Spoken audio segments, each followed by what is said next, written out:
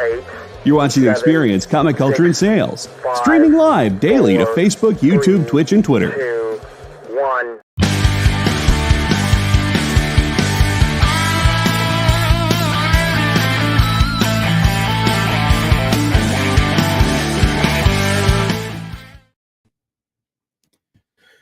Hey everybody, how's it going tonight? Welcome to Devil's Advocates. I'm Christopher. That is Kyle. I am frazzled and feeling unorganized, so I feel like that is the perfect time to start talking about getting organized. Kyle, is there anything in your day-to-day life that you feel unorganized about? My whole life is unorganized. I work with you people. There you go. Exactly. And in my life, I feel like every time I get organized about something, it really helps me move forward or achieve overcoming roadblocks. No, So right now my disorganization is where the hell is my Tylenol? Like not having a system for your medication. There you go. For your important first aid equipment like Tylenol.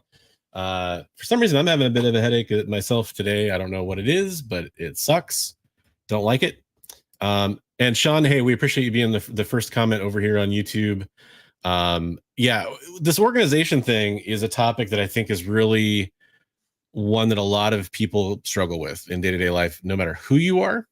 And later in the show, we're going to talk about how it might affect you as a comic book collector and ways to overcome that. But yeah, just something I wanted to talk about real quickly up front is how organization can really affect people. For example, I had something change on my setup 10 minutes before the show. Thought I was going to be able to get the camera in, be early, talk about what we're going to talk about. That didn't work. That didn't work at all.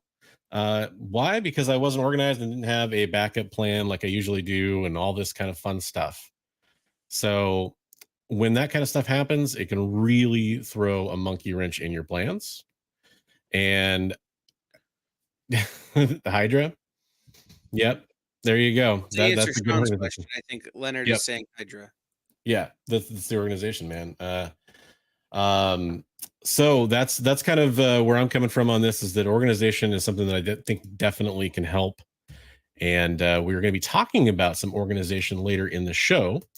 So as you're kind of going through, listening to us talk about how you organize comic books and stuff like that later on, I want you guys in the comments to think about things that have helped you organize your comic book collection. So we can hear about those in the comments coming up here soon. Yeah. What he said. Yeah. I'll be honest.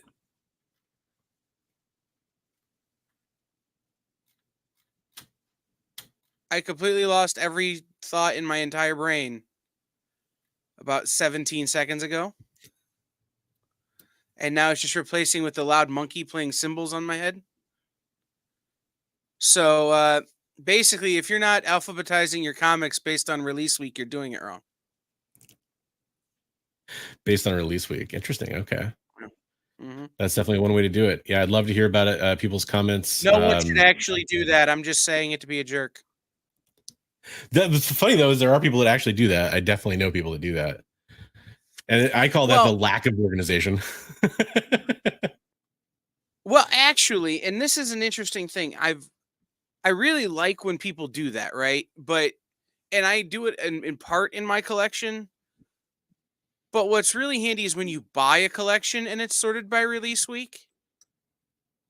So when you're scrolling through, you're like, oh, hey, there's a Hulk 180. Let me go 4 release weeks later and see if I got a one. You know what I'm saying? Like, really handy for locating things that you don't know if they exist or not, because you know what the calendar looks like. I guess, but like if it was just Hulk and you saw 180, when you just flip to the next, like if it was Hulk 1 through 300 or whatever. But then you don't know that. That's the thing, you don't know. Yeah. Right? Like, okay, the 181's not in here. I got 180, and is this in order? Like, because some people just put Hulk under one tab. Whereas I really like it when I'm buying a collection, I can go, okay, this is the release schedule for this week.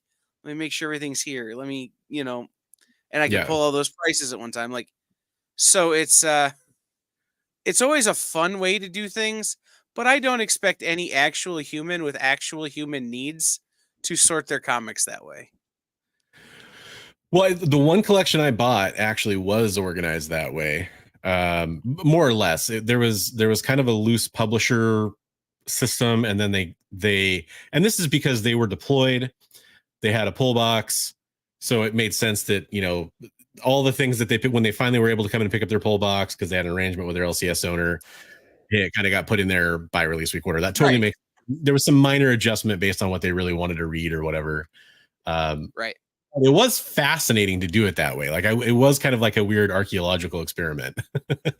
Right. And that's what I'm saying is that it kind of shows an interesting look into the collector. Yeah. If they sort that way, like this guy, you could see where, okay, in this particular collection, here's my Hulk 180. Well, we get to the release week of 181 and there's no books from that week. It's not just he pulled out the big expensive books to try to sell separately. No. There's nothing from that week. And so I could ask the guy, well, what happened here? And he goes, oh, that was the week I had my first mortgage payment and couldn't afford my comic books. Yeah. And I go, you picked the week Hulk 181 came out? Like, you couldn't have been late on your mortgage? It's the week Hulk 181 came out, man. You're killing me. Now I wonder if his home accrued more value in that time, or Hulk 181 did. By percentage or by... I think by raw dollar, I would have to say it's probably the home, but still. Probably the home. But like by percentage, I think it's probably the Hulk. Yeah. So, but no, it's just interesting to see, like it gave me an indication into the buying habits of this particular buyer or this particular seller, which let me know kind of what I was looking for as I went through the collection, right? I'm going through the whole thing, trying to prioritize, am I buying this or not buying this? How am I what kind of offer am I going to make? And it let me see, okay, well, every fourth week we're missing books. So if that fourth week was a key book, it ain't there. Yeah. Like he had First Punisher, but he didn't have the death of Gwen Stacy. Because that was a week he had a car payment or something. Like it was just this. Yeah. This kind of thing. And it was just a really interesting look to the point where I've started doing some of that in my collection. In the past, you and I have talked about, kind of the insane way that I sort my big parts of my collection, my especially my gold and silver age stuff. Yeah. But what I've done is anything from the last 10 years, and I say that in quotes because it's not exactly accurate. It's really maybe the last 5 years, but there's stuff from before that I'm going that far, is sorted by release month. So January 2020, I've got a tab that says January 2020, and all the books I bought in January 2020 are in that tab. Was that because that was post opening an LCS? Was that that was like the part time? of it for me? Okay. But the other part of it is that what I wanted to be able to do was say, okay, these were the two SpiderMans that came out in January. Let me read them together. Like on the reread, it helps me keep my thoughts organized. That's kind of a good point because like when you talk about like Spider-Man family of titles or XMen family of titles, just having them in number order by different series, you then have to kind of go hunt and grab each issue that comes up in that reading order.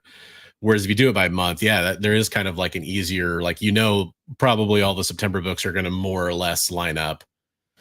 So especially with the crossover events, right? Like when you're doing something like Night Terrors that DC did, well, I was buying the books, but I just got around to reading them. Yeah. So because they're all sorted by chronology, not necessarily by story, I don't have to go fight for all of the crossovers. I've got them all right there. Yeah. And then like I just sorted stuff from as far back as 2012, 2013 into the bigger collection. So okay. Yeah, it's I mean, just before you even get into like how you alphabetize, and I know some people are like, what are you talking about? How do you alphabetize? It's A, B, C, D. There are actually some weird little examples that come up. And we're going to get into, believe it or not, the nitty gritty of those little examples here in a little bit.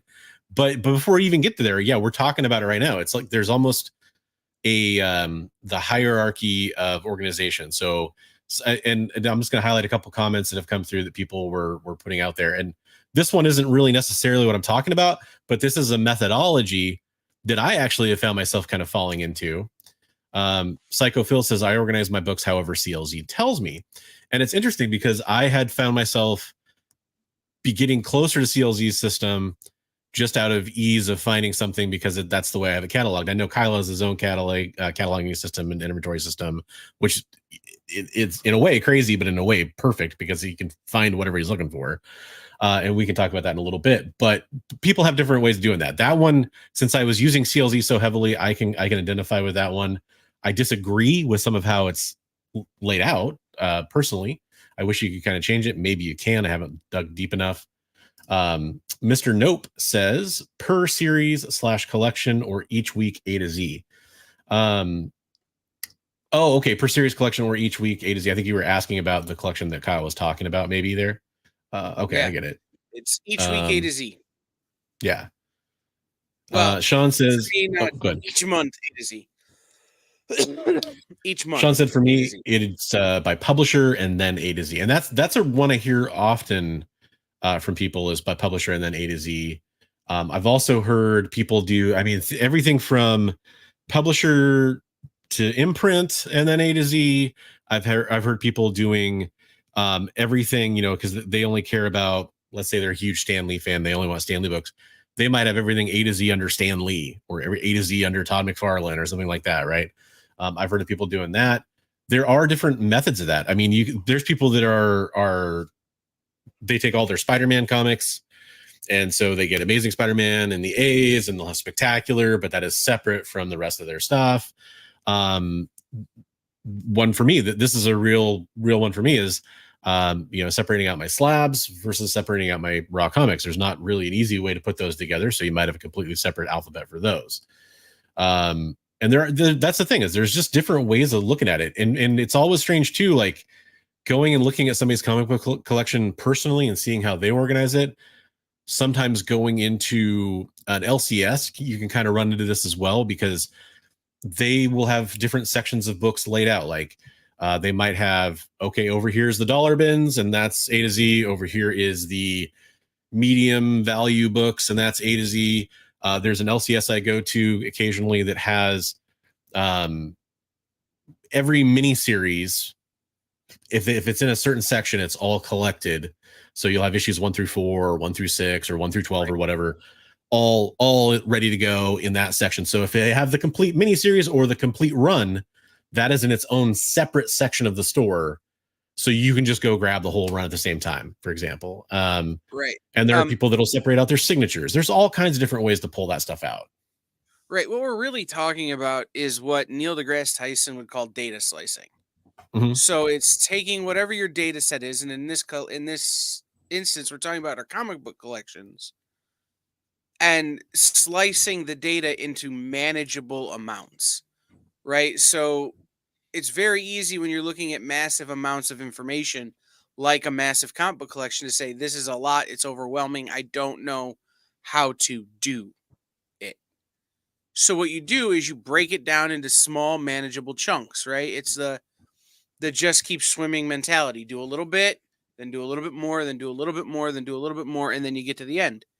So when we talk about organizing our comics, it's about how do you slice the data in a way that makes sense for you. Yep. Like there is no right answer to how do you organize your comics. Although I definitely feel like there is, and we could talk about that later. But there are certainly ways to make it most effective for your methods of collecting. Yeah. And like one of the things I've noticed too is like there's obviously there's lots of different kinds of people in the world. We all know that. Like you ever go into somebody's desk on top of their desk, or another good example is their tools. Like if they have a workshop or an area where they organize, it could be their art supplies if they're an artist. You ever cook in somebody else's kitchen? Yes, exactly. And you might think several thoughts. It's over organized. It's pure chaos. Depends on how that person organizes it. For example, as somebody who was diagnosed as an adult ADHDer, learning that people that have cluttered desks, that's a really common ADHD trend. And I, like, for example, a lot of my spaces like that, like I have catch-all areas, right? I can tell you where everything's at on that desk. That's not a problem for me because it's all out and I can see it. If I have it in drawers and cupboards and that can, different types of organizers and storage areas, I actually can't tell you where that's at. Object permanence. Exactly. And so it really comes down to this thing where, what looks like chaos to you by release month or whatever, let's say you think that's chaos, might make a lot of sense because for Kyle, for example, he's talking about, hey, that's how I can read in order. So when you talk about no real wrong way, hey, we're pretty much nothing we're doing on the show is going to be to kink shame anybody for how they organize their comic books. We're not going to harsh any mellows here, any of that kind of stuff. However you do, it's fine. We're not the library police. At least I'm not. But I think there are some best practices, and I think it's fun to talk about the differences in how people do this kind of stuff. Okay. Yeah. So Mr. Nope says he's been trying to do by character or universes and therefore mixing publishers, but heavily detailed tabs between all the series. So Mr. Nope, if you're willing, this is fascinating to me. When you say heavily detailed tabs between all the series, can you give us like an example of what one of those heavily detailed tabs might look like? Because that's another, when you talk about organizing comics, that's a trend that I think is really fun to see is the tab system, as opposed to just you open a box and you got to kind of like guess where B is or where, signed comics or wherever that kind of stuff is in a box. It is kind of fun to separate that out. It can be more work for sure, but sounds like you might have some cool stuff there. I've always been envious of the people that do it by mood of what they want to read.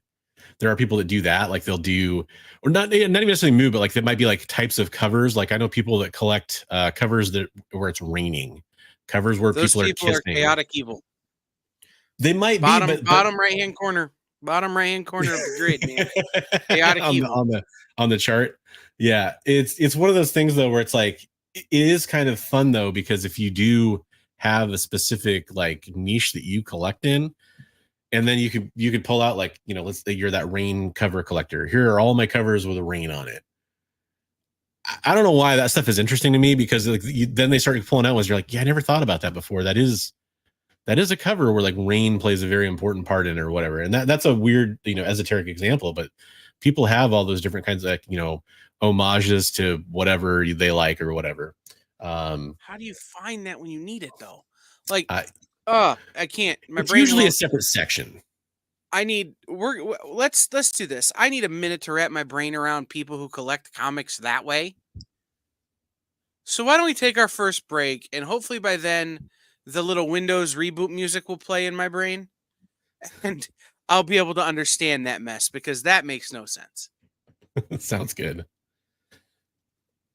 We'll be right back. Imagine being at a convention and going to an interview panel that's just for you. No bustling crowds, no hours-long lines, just you, the moderator, and your favorite comic book creators. Well, this is pretty much that. Miss Jen sits down every week with 2 comic book creators for a live stream interview about their latest work, and you can ask them whatever you want. It's Talking Shop, Mondays at 5 Eastern on The Experience, Comic Culture and Sales.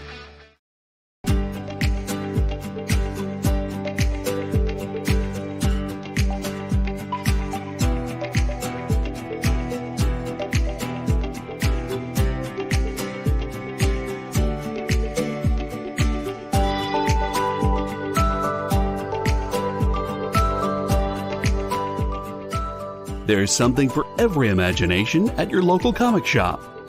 Visit comicshoplocator.com to find a store near you.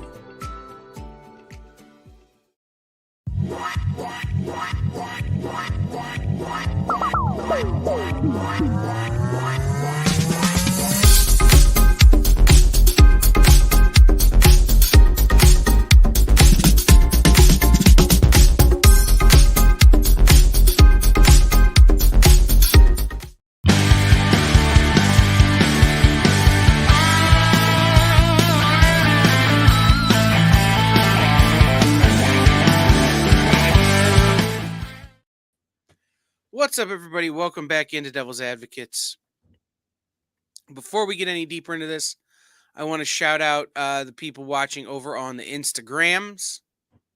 How's it? Skunk Snot, Jim P Comics, Fat Jax was here, Cool. Reader Copy Comics. A lot of folks over on the Instagram.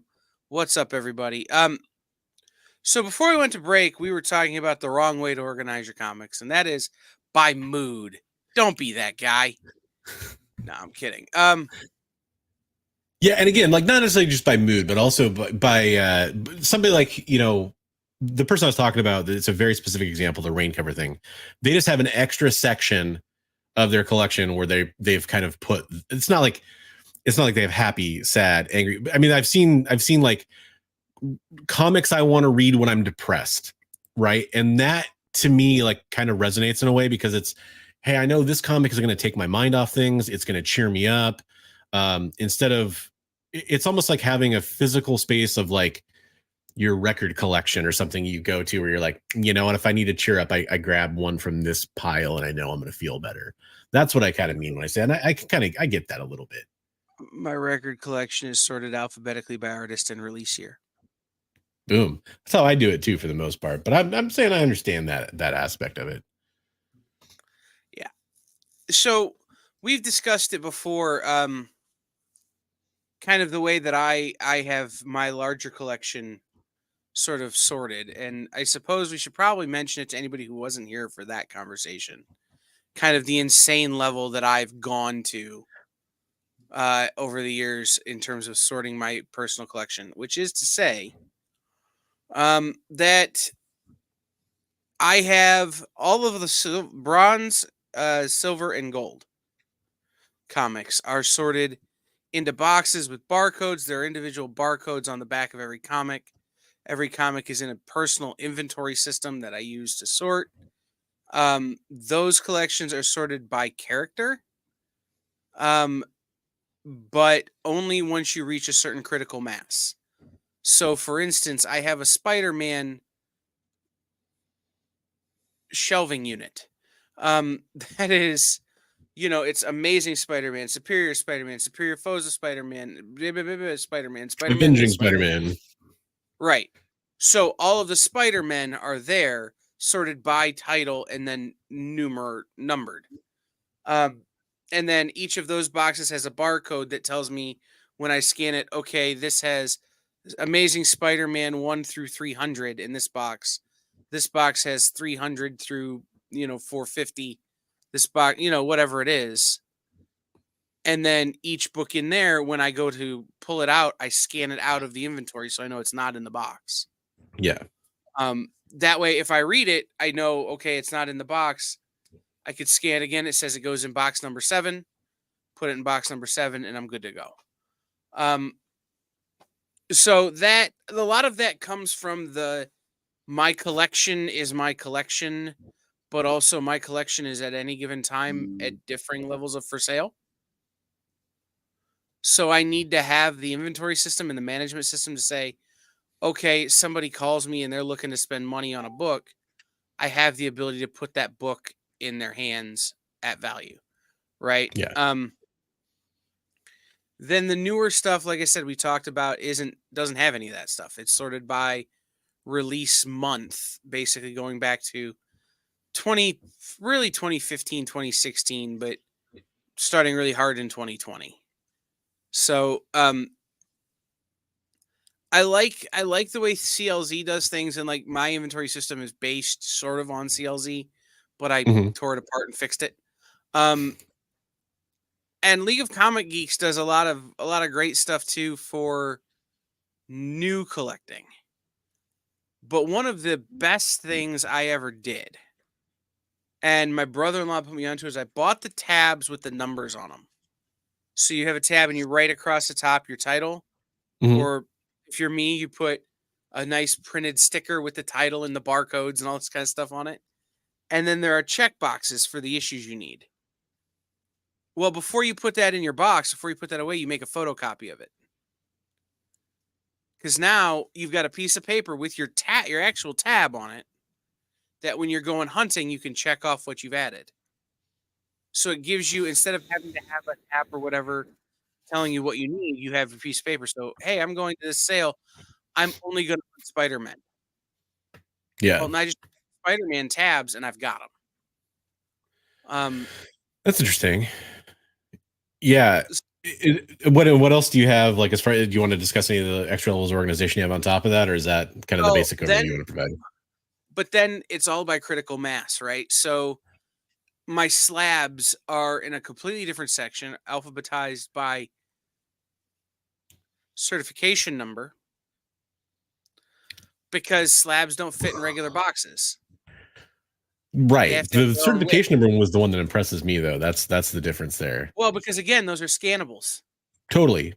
So I could scan them with my barcode reader, and they all feed into my inventory. No, it makes sense. It's just at first you're like, huh?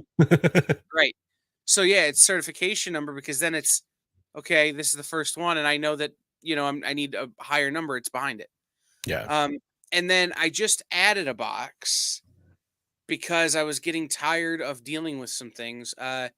Magazine size boxes. I just added some magazine size boxes for the Aftershock oversized books that they were doing, the DC Black Label, the distillery books, any of that kind of stuff that is this oversized book. And ironically, it solved the second problem, because now I have a box that will fit my Treasury editions. Oh, wait, so your magazine box fits your treasuries? Well, I bought one that would. That's cool. I wish I'd done that. Right. So it's treasuries are such a weird oddball pain for me. I just bought an oversized box, and it fits all that other stuff really well too. But yeah, it fits all my Treasury editions. Do you mind sharing? Do you know the manufacturer, like who you bought the Treasury box? Okay, just wondering. I'll be honest. I found it at Office Depot. Okay. Perfect. It's not specifically a comic box. It's a It might be a banker's, whatever the hell banker's box, but gotcha. Yeah, I found one that fit a Treasury edition, so I went with it. Yeah, mine's a lot more vanilla. Like it's, and again, until you get into the next level, though, I've tried different things at different times. Won't really get into that, but right now it's basically A to Z, and actually it's numeral to Z, I should say. Oh, that's an interesting one. So you're a numbers. That's what I was going to ask you about. Yeah. Yep. So all the numbers are at the very front. In fact, technically it'd be punctuation if there was any titles I had that started with punctuation. I don't think I do at the moment.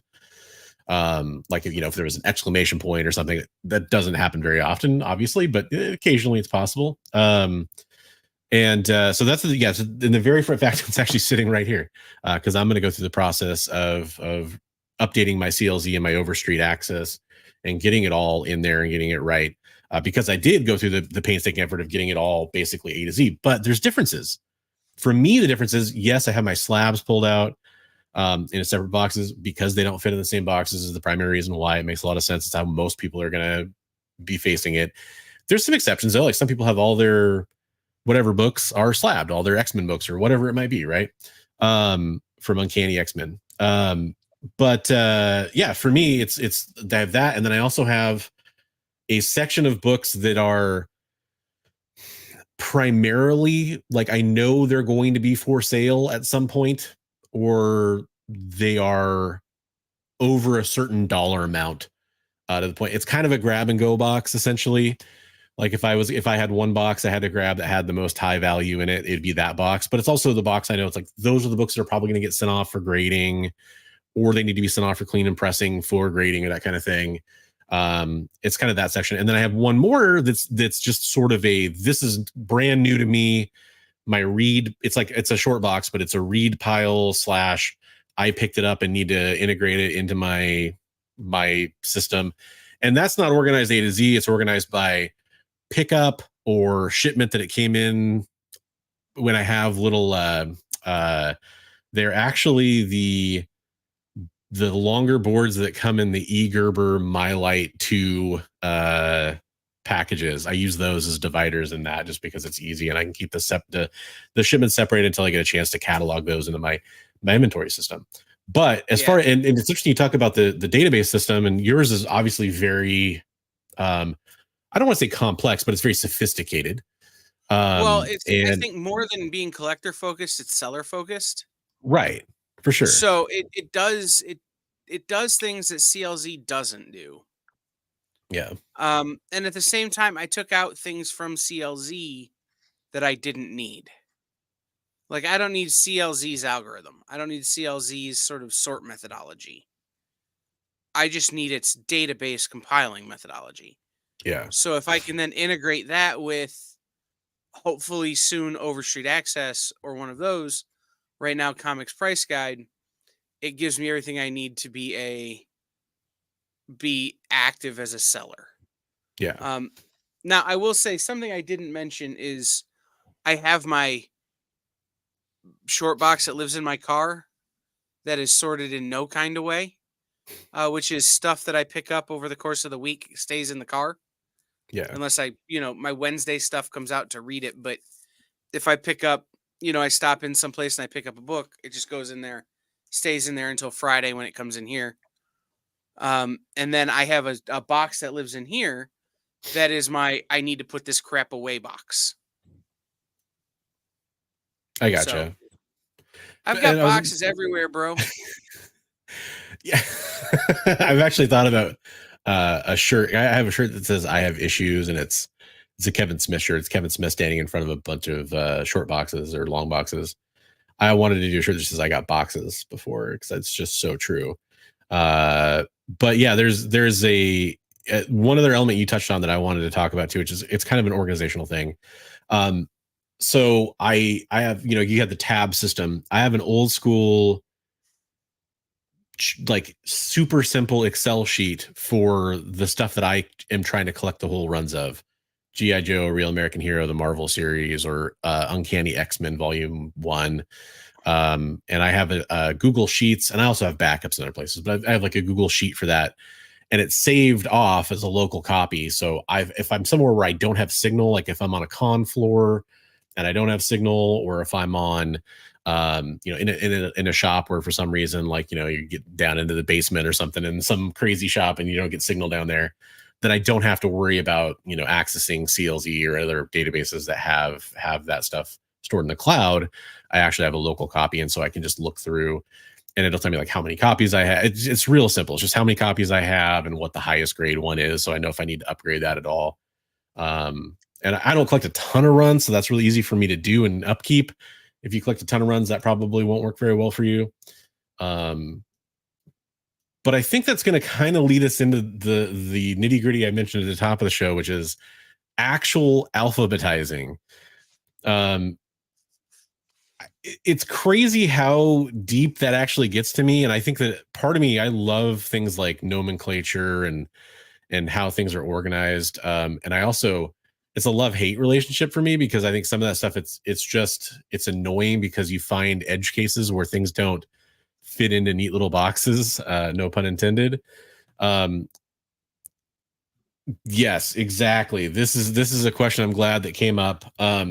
There's a great website, and I'm going to kind of refer to it because I want to show a couple examples that they give, because I think in a way, seeing a list of these things spelled out makes a lot more sense than me just sitting here and trying to explain why those examples might be important. So let me share this real fast. And this is from americaneditor.wordpress.com.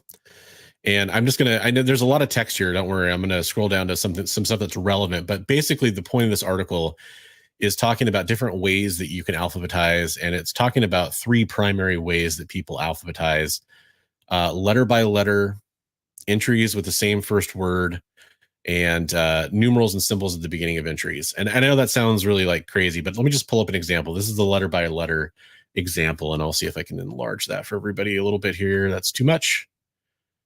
That's pretty good. So this is a comparison of alphabetizing systems. And you'll see that depending on, this is talking about like Microsoft Word, it's talking about different versions of how things alphabetize. And there are different examples. Like, for example, Erie Canal in Microsoft Word gets put second. However, it gets put fourth in the list because Erie, Pennsylvania gets put before that in this particular way of alphabetizing. So there's different elements that if you really start looking at, like, okay, what actually goes next? And the first time I ever encountered like the real problem here, I never really thought about it when I was organizing my comic books as a kid or a teenager. I was just alphabetizing them. Hey, I know how to alphabetize, and I came up with my own system. But I thought it was just like the way to do it. I started working at GameStop, and you get tons of games in, and you get, tons of games that you have to alphabetize and put up on the wall. And you start to really think about things like, okay, I need to make space, for AAA game, AAA game. Now, does AAA game come before or after a game that's just called adventure game? Okay, like it depends. Some people say yes, some people say no. And this is what we're talking about when there's kind of some nitty gritty involved in how you're going to organize the different letters and conventions in your alphabet. It's bizarre, but true. The right answer, by the way, is letter by CMS, by the way. Letter by CMS. That's your preferred method there, your right answer? Okay. Letter by CMS. Basically because you put, and this is again how I would, if I was doing these in my hand, right? I would put all of the things that start with the word Erie together into one pile. Mm-hmm. And then, so they're all going to start the same. And then you start by punctuation, right? So a comma comes before an ampersand, comes before because they're more commonly used pieces of grammar. So you would do that, and then you would sort by first letter of the second word. And so that's how that would shake down. So it'd be Erie, comma, whatever, and then it'd be A to Z. And then it'd be Erie, ampersand, A to Z, and then it'd be Erie dash, whatever. So that is actually the correct answer. See, I think I have defaulted to letter by letter ISO, I think is what I've defaulted to. Just based on, I not like there's not any kind of formal empirical, like this is the way I think. I just what seemed the best to me, basically. And if you're programming, ISO is what you have to do. Yeah. Because it doesn't take into consideration punctuation. Yeah. So that's kind of, that's I think that example can be a little confusing. I know, like, for example, I hope you don't mind me sharing this, Kyle, but I know you said like, that kind of looked like Greek to me at first glance at it, right? The whole website is Greek. When you look at the whole article. But I think when you kind of look at it more in terms of how you order entries that begin with the same word. For example, New York, comma, mayor of. Well, Hearts rules, I don't really care about that part of it, but yeah, New York, mayor of, right? Okay, that makes sense. Well, then you get to New York, comma, US. So that would come next in their list originally. And then you get to the second list, and it's like, wait a minute, New York, comma, New York. Makes sense because to me, that makes sense at least, because New York would come before US alphabetically and comes before U. So I agree with that system. I think that's kind of a good way to do it. But it kind of, you get into the whole right. But now here's the question I have to ask you when we're talking about the Hearts rules, and this is why we don't use them. Is it SpiderMan, comma, superior foes of? Or is it superior foes of Spider-Man? So for me, it's superior foes of Spider-Man, comma, amazing? Or amazing Spider-Man? Like, right. So the thing about Hearts rules are, and if you bring them back up, you can kind of see this. And we're going to get into that. My mom was a literacy teacher for 20 years. So this is not a new debate in my life. Okay. You get into what are you using the words for? If you're just sorting based on shared words, you're not actually sorting. So, for instance, when you're talking about New York, comma, mayor of, that is preceded by a proper noun. So that's Bill de Blasio, New York, comma, mayor of. Right? You're talking about, in this, we're talking about sorting almost by library standards. Mm-hmm. Right? So that way, New York, which is going to be the second thing you look up when you look up New York City. You know, there's who's the mayor of New York? New York, the city, which is a proper noun, followed by New York, the state, which is a proper noun. It's a different sort of thing. We're dealing with proper nouns here. So when you talk about comic books, you have to decide, are the words like amazing, superior, ultimate, whatever, are those descriptors of the proper noun, or are they part of the proper noun title? Because a title is a proper noun. So Ultimate Spider-Man is actually the name of the book, not a descriptor of the Spider-Man who is ultimate.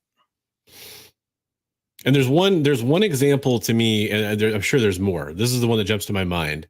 There's one that's really kind of a fun one for me when you get to that, which for me, the answer to that question, even though it's kind of more of a rhetorical question, but the way I interpret how it actually works is I go Amazing Spider-Man. You know, I know some people will go Spider-Man and then they'll do what you're talking about.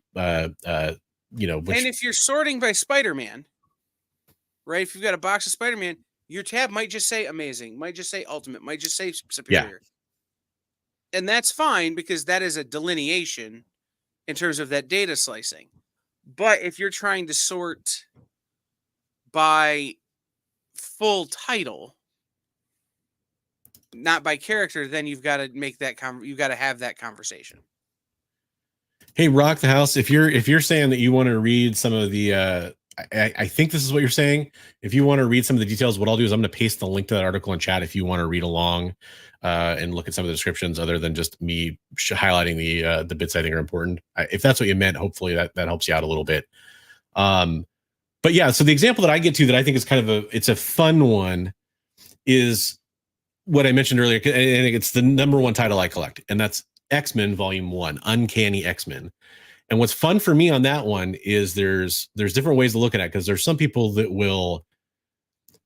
they'll alphabetize by Uncanny XMen Volume 1, or they'll alphabetize by X-Men Volume 1, or they'll alphabetize by Uncanny until it change, or by X-Men until it changes over to Uncanny officially. And they'll have two sections. So that one is where it gets really fun for me. And I know that sounds really weird, but it is actually kind of one of those ones. I'll tell you where I go on that one is I just alphabetize it by Uncanny. And everything is under Uncanny in my alphabet. Partially because there's this isn't the only reason, but the series ultimately ends up becoming Uncanny. So to me, it's like, okay, the most recent version is it's Uncanny. But also there's so many X whatever in my in my X-Men boxes that it almost just makes it easier to throw that in U, where there's so little competition for me. There's a lot of, Ultimate, all kinds of stuff, but a lot less than X-Force and X-Factor and X-Men 1991. Also, by the way, some people have differences on what they consider Volume 1 of X-Men, as far as like they will call X-Men, which ended up becoming X-Men Legacy, New X-Men. They'll separate those out too. So X-Men's a very interesting one for this, because there's different sections or eras of what they called themselves throughout the run of its run. Right. I mean, and the answer to that is stop collecting X-Men, because that's just too much thinking. But real talk, the way my X-Men stuff is sorted is that X-Men is one tab, period. Starts with number 4, because that's the earliest X-Men book I have. And, there are big gaps, but it starts with number 4 and it just goes through current. And if they called that title X-Men 91, that's part of the benefit to having stuff sorted by release month. Is that, okay, this X-Men came out the same time that X-Men Legacy 800 came out, or whatever the hell number they're on, right? Yeah. Those books just go in like that. And I know that in terms of the sorting. So the caveat to that statement is when you go from Strange Tales to Thor, or Journey into Mystery to Thor. Journey into Mystery, yeah. So Journey into Mystery ends at like 117 and Thor starts at 118. Those are two separate tabs and two separate boxes. Because I don't sort by character until I reach a certain critical mass. So, and then it will still be I will have a Thor box before I ever have a Journey box because they're not making Journey anymore. Yeah. So, I mean, that's a great example though of where the way you need the data of your comic collection to work for you is different, right? Than how I need mine to work and how anybody else's needs to. So you throwing it in you, I think, is a genius idea because it is Uncanny XMen, even though it doesn't say it. You know what I mean? Like Yeah. the series doesn't change. They just threw a new word on the cover. It's like all It's new also like Avengers is not the Avengers. It's also that it was that way the predominance of its run as well. That helps for me. Right. It's not like it was X-Men for 400 issues and Uncanny for 100 at the end. Right. But yeah, no, it's like I said, it's like all new Avengers isn't not the Avengers. It's the Avengers. So it goes with the Avengers. Just because they added all new doesn't make it different. Yeah. So that is a great example of where the nitty gritty of how your brain is wired becomes super important. The other fun example that I wanted to bring up, and it's again, this is one of those things where for most people watching, I think it's safe to say there's no right answer for you. I don't think, but it is fun to have the thought. If you think about it, a lot of people will put, and I mentioned it earlier again, G.I. Joe, a real American hero, they'll put that in different spaces in their comic book collection. I think it was Psycho Phil mentioned that it was it goes by CLC standards. And if you go by CLC standards, this is one of the weird ones that came up to me, is that it will go G period I period. So it puts it basically, for my purposes, before any of my G comic books for alphabetizing. Now, I don't personally like that. I don't think that's the way that it should work, but that's what it does. Again, it's mostly a programming language thing, I think, predominantly. But it really makes you think, do you alphabetize it by GI, as in the letter by letter, GI? Do you alphabetize it by what G stands for, which in this case is general, so GE? Or do you alphabetize it by, like, there's just different ways you can go with that. Like, do you pay attention to the period? If you did have like a, I don't know, gist or something, GIST, if there was a comic that did that, would you have it go before or after? Like that kind of stuff. It is interesting to think about that. Now, this is the one that hurt me a little bit when I did it, but I wanted it to closely match up to CLZ at the time. And so I put it before the rest of my G comic books. And if you don't think that it physically hurt me to do that, it did. But I did it just to match, just to keep it as simple as possible for me. Like Sean was saying, I keep it as simple as possible. Like Batman is just Batman. I love that.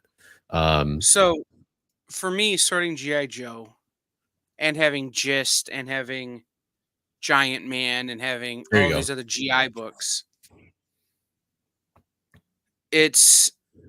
we just go until we hit a different letter, right? So GIS comes after GIJ. Yeah. But GI Combat comes before GI Joe. Right. I'd agree with that. And Giant Man, GIA, comes before either of those. So you go until you find a different letter, is how I do mine. But what's even more fascinating to me is how people sort inside the G.I. Joe category. Because there's G.I. Joe Real American Hero, there's G.I. Joe just plain G.I. Joe, there's G.I. Joe meets Rom Space Knight, or whatever they've done. And now there's these new Skybound Energon Universe G.I. Joes. Which, do those G.I. Joes that are named after characters from G.I. Joe go with G.I. Joe, or do they get their own tab? Like, this is one of those things that can make this really interesting, to me at least, is that idea of, I'm going to sort all of my Energon stuff by universe. Like, it's maybe the first thing I'll ever sort by universe, just because it's a crossover event.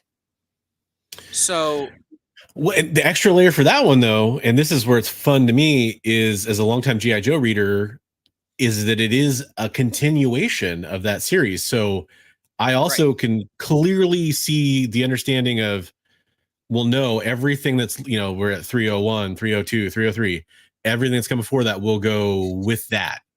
I can understand that. I can understand pretty much every version of that people would want to do. This is the advantage to not putting things into the larger collection for a number of years afterwards, right? Is that I've got a lot of years to see what Robert Kirkman decides to do with these G.I. Joe books, right? So if it winds up being, yes, it's a continuation, but it's kind of a slap in the face of the work of Larry Hama, I can sort it in another box and forget it happened.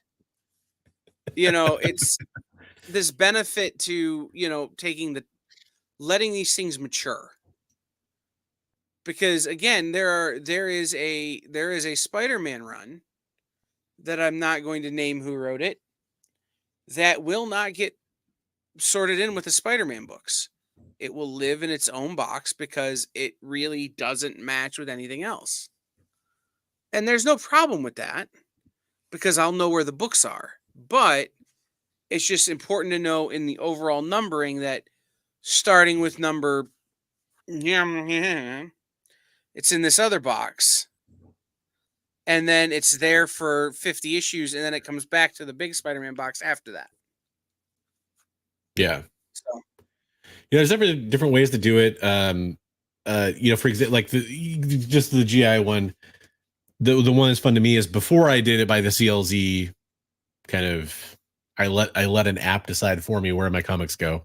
Before I did that, for GI and Giant, I would have put Giant Man after GI Joe, because to me it was GI space Joe, and I respected the space. Not so much the period punctuation there. So it is interesting how it works. The other one that's fun to me on those is, when you talk about separating GI Joe within GI Joe, is you'll have there's the GI Joe Marvel series, which was the first GI Joe comic, obviously, and then you go from there in the series. But then you have things like where it switched over to Devil's Due, and it was just called GI Joe. But then you have IDW GI Joe, and for people that are putting those in, I'm curious, how many people would if they're strict alphabetizers, would they take GI Joe from Devil's Due and would they put it before GI Joe: A Real American Hero? Would they have that come after GI Joe: A Real American Hero? That's another interesting one to me, is because there's a strict alphabetical way to do it, but there's also kind of a what came first sort of way too. That's not something I think that happens a ton. That that'd be like taking man, I can't think of another example right now. But it's weird because you not very often, if you had a more complex title turn into a more simple title, but have it still be collected within the same family, there's enough of a differentiation in the word that you want to put it into a different spot completely. So it is something I've done in the past. I'm not doing it right now, but I definitely will when it comes up again. And this Energon thing may be the excuse to do it. Is I'll get colored cardstock paper and trace. I use plastic tabs, long and short box tabs, just like you see in a comic shop. But I'll trace them on this cardstock paper and cut them out.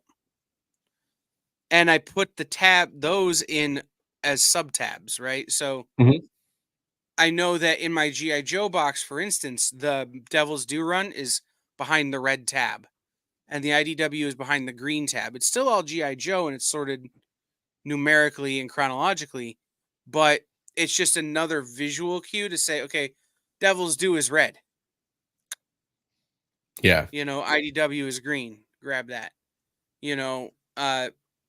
So that's another way sort of to, in terms of talking about organization, to keep things organized, right? So like Rock the House says, also could also be separated by storyline. Yeah, if that's how you want to do it, there are a bunch of great ways to help yourself visualize that or keep it straight without just having to dig through. And my storyline, brother-in-law has it even better, and I love this. I just don't have the time or energy to be crafty, but he will make almost like he'll take a paint stirrer and put like cover art on it. Like he'll just make a color copy of a cover that says whatever the title is, and he'll slide that down. And it's not a paint stirrer; it still fits in the box, but you know what I mean. Yeah. He'll make these little, almost like bookmarks. Yeah, And I got you. anything you can do to help yourself find what you're looking for at the end of the day. Yeah. Yeah, or I mean, really find what you're looking for, and just knowing that, like Rock the House said, that it could be subjective to you what you're looking for when you want to find it, right? Like that, Right. like so many of these things. I think the moral of the story kind of comes down to do what you most want to do, and if you have a collection and you don't like how it's organized, hopefully watching this tonight gave you some ideas of like different ways you might consider doing it to where you are more satisfied and happy with how your collection is organized. I can tell you that there's a couple things that I never expected when I started reading comic books and ended up collecting comic books later on, that I never expected to bring me as much joy as they do, as things like re-alphabetizing a section of comic books and having it all the way that you want it to be when it was kind of out of order or something like that, or it could be rebagging and boarding a bunch of comic books and then they all are in nice fresh sharp bags and boards and that kind of stuff. It's an oddly satisfying thing to do, for me at least. I think it's true for a lot of collectors. You notice your boxes were getting a little tight and you add some new boxes and you kind of are able to properly space things out again. That kind of weird maintenance is kind of, it's tedious at times, but it's also kind of relaxing and a fun part of the hobby too. So hopefully people out there find some kind of value into that. I don't find it ever relaxing or fun. I know it's one of those things like there's probably little elements that at different times in your life are, and the other times where it's just not. And especially when you get into selling, it can be a lot different. I think part of it is collection size, right? The bigger your collection gets, the less fun it gets. When you can, in some level of reasonable effort, put most of your collection on your kitchen table and sort it, or, spread it out throughout your living room and sort it, it can be fun. When you've got to get like a fork truck and rent a U-Haul and hire a staff, and it becomes not fun. Yeah. And unfortunately, that's where mine lives. It's why I've had to subdivide so much, right? Why I have this barcode system. Why I sort the way I sort with my new books. Because it keeps me from having to reorganize mass quantities. Instead, I'm organizing a month at a time. Right? Yeah. And it's something where I can definitely see vendors that go to like cons. I'm sure this is a nightmare for them on a revolving basis. People with enormous collections. I'd say I have a larger than small collection where it's uncomfortable to have to move things around, but if you break it into chunks, you can still find, the joy there or whatever. Right. I mean, yeah, I'm starting a little side job where I'm working with a local comic shop here near me, where they have like 1.2 million back issues in their basement. And they've not had a basement guy in a while. And so I'm going to start doing that for them, going down and just doing a short box, trying to do a short box an hour of sorting it into this big, massive collection, helping them to organize their basement. Well, when you can do it little bit by little bit, it's great. But like, again, mine at this point is such a monolith that if I had to organize it, I would probably just organize it right into a bonfire. I've had to find ways to just make it small. yeah. Sean, that is just in the basement. They have 2 other storage facilities with probably close to 10 million comic books. Third biggest collection in retail hands in the country. Wow. Yeah, you start to think about, that's just mind-boggling. Even the 1.2 million slice of that is It's a lot. Like I think the largest I've ever seen in one warehouse type, it's not really a warehouse, but like it was a giant basement in an industrial type building. It was about 300,000. And I'm just thinking about 4 times that roughly. And I'm like, oh my gosh, that is a large amount of paper. Right. I mean, it's Mile High, it's Midtown, and then it's this guy. So, and most of these books will sell for 50 cents to $1. Like, that's what's wild about it. That's the crazy part. Yeah. The majority, but I wonder, you wonder about the balance out of the ones that are worth the high dollars, I guess. Well, that's the whole reason I'm signing up to do it, right? Is that he doesn't know what's in these boxes. Like, he's bought these collections and they've sat. And it's just wild. Like the stuff you find. Like I cracked a box one time down there and found 3 ASM 300s just sitting in a box. Wow. Like, I'm so excited. No, that's the fun part though, is looking through fresh, like almost like when I talked about archaeological aspects of this earlier, like you go in there and you're just like, oh man, like Hulk 181 or something pops out at you, or some crazy rare thing that is actually really rare as opposed to just desirable. That hopefully have some fun experiences doing that. Absolutely. So, all right. Well, it's that time. We've talked about it. I guess my kind of top line thing I want to end with is that don't organize your comics the way I do. It takes the fun out of it. It really does. And part of it is that, again, I've chosen to make this my living. So I've volunteered to take the fun out of it in a way. But find the way that sorts right in your brain and sort it that way. And when I tell you you're wrong, know that you are, but only because I'm trying to make it work in my brain and not yours. Yeah, my thought on it would be organize your comics. Go ahead and do it. You're going to be surprised at how good it'll probably make you feel if you're like most of us. If you're not like Kyle and his vast stores of comics, or this place he's going to go help out, or a seller or something like that. But before you go and do that, before you go and organize your comic book collection, just seriously stop and think about, there's a lot of people that talk about this and they start thinking about the second order of thinking that comes along here, which is, man, I got a lot of comic books, or man, I got too much of this, or man, I wish I had more of this.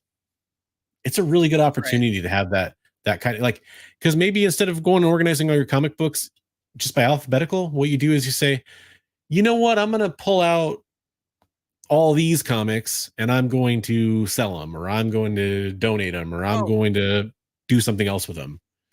Right. It's a good time to reevaluate. Something that Barlord said earlier, and I wanted to touch on. He said, I set up a new section for miscellaneous keys, and I'm slowly doing my first purge. Anything not on Key Collector as anything of note is going to a local library. Don't trust Key Collector. Yeah. There are incredibly important books that Key Collector does not view as important. What I would do is, before you decide that anything is going in the trash, going to local library, being donated, being given away, being whatever, look them up on multiple sites, just like Bronze and I did a few weeks ago in our Pricing Comics show, right? Make sure that what you're getting ready to part with is actually something you want to part with, and make sure you're not giving away something you would actually want to keep. Very good advice. Yeah, but again, I'm going to make that t-shirt. Don't trust Key Collector. I know some people that would buy it for sure. Right. They do not have an exhaustive list of what is and isn't important. Now that said, I will say it's a good first glance resource. To start. Yes. Yeah, it is a good place to start. Yes. But then you got to continue, it's by first blush, most of the stuff that's on there that's older than 2015, if it's on there, it's probably a key of some note, or they have some logic or reasoning behind it. But it's when it's not on there that you, like Kyle's talking about, that you kind of have to make sure you do your second order research for the most part. There's exceptions. I just love that Jay and Sean are arguing like a married couple in the comments right now. Yeah, just sort your comics the way that works for you, man. Don't let anybody tell you anything. Especially not us. Right. So, important things to mention. We did have to postpone our giveaways tonight due to a technical issue on the StreamYard side. So next Monday, all of the giveaways that were supposed to be tonight will be next Monday. Simple as that. Make sure you tune in, guys. We'll have cool giveaways next Monday. In the meantime, tomorrow night, 7:00, me, Jay, and Jen, Minute to Skim It, where we read and review comics. Mint Hunter Comics, and Kicking It with Henri tomorrow night. Henri fresh off a sellout at Emerald City Comic Con. Congrats. Wednesday, we have our normal slate of shows on Wednesday. Same for Thursday and Friday, but Saturday, I've been working very hard with my buddy Amani. We're bringing back something that existed at the inception of the experience and went away for a little while we figured it out, and now it's back. Ladies and gentlemen, BCU returns, Black Comics Universe. Cool. We're having an all-day event on Saturday. Well, all day from 10 to right now 5, but hopefully 7. Where Imani will be talking to Todd Johnson, Larry Stroman of Tribe, Christopher Priest, Fabrice Sapolsky, and Crystal Adams from Mutiny, Black Girl Magic, and Fair Square Comics. DJ Big Phil will be joining us. And we're working on a couple of more, including Saturday AM, and maybe some retailers to talk about being Black comic retailers. So all of that is happening Saturday here on the Experience. Be watching our socials and our website for more information. And head over to blackcomicsuniverse.com. That's comics with an X, COMIX universe.com. blackcomicsuniverse.com to find out more about Amani and everything he's doing and the great work he's doing in terms of comics education. And we will see everybody Saturday. GM Comics will be back on Saturday as well, and Fat Jacks on Sunday. So I think I said all the things. We will see everybody next time. Thanks for being here. Have a good night. Join the party. Head over to our link tree to find all the links for everywhere the experience is all the time.